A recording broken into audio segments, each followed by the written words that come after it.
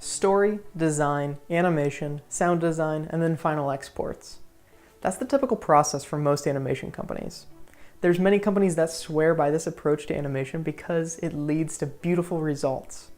After they're done, they'll send it off to the client for them to share it with the world. But that's where things get a little cloudy. What exactly is a company supposed to do with an animation? Do they just put it on their homepage, promote it on Facebook, and then post it to YouTube, and expect the sales to just start pouring in?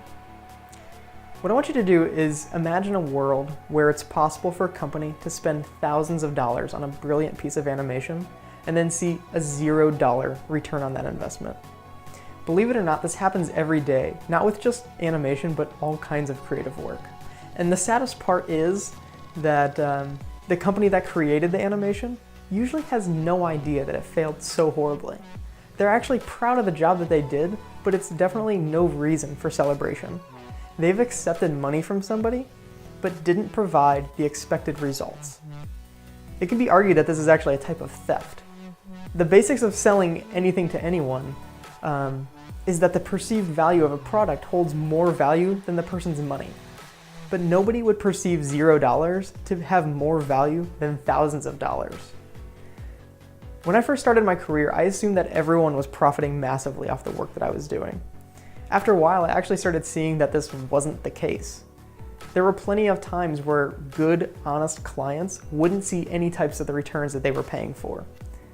At first though, I blamed it on them and said that they weren't using the things that I was making in the right way. But over time, that feeling of blame actually turned into guilt, sort of like I was stealing from them.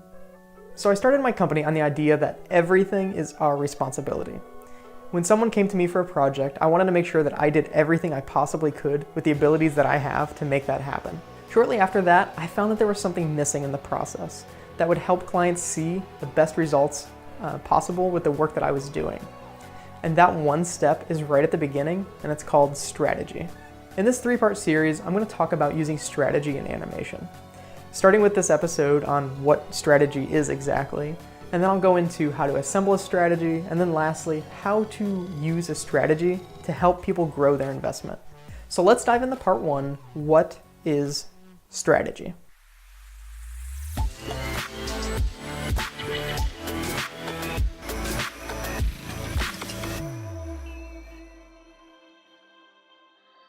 In the simplest of explanations, strategy is a plan designed to reach a specific result. The best people in every activity use strategy to grow their ability to become more effective. Think about it. In chess, reacting to every move isn't enough if you want to win. You need to have a strategy to base every single move on, sort of like a long-term goal to win. The same is true in all sports, business, and animation. The key here is that strategy is a sort of treasure map, really. You might have a piece of paper with an X on it, but if you don't have any context of where exactly it is, you'll never find it. Think about what you need to know on a treasure map. You need to know the X, but what you also need to know is the terrain, maybe the landmarks. You need to know some things to avoid, but most importantly, you need to know the path. If an X is the goal of a project, the terrain might be the audience, the landmarks might be existing metrics, things to avoid might be brand guidelines, and the path is really a collection of all the decisions that you plan on making to get to that goal. Putting this map together is no easy task.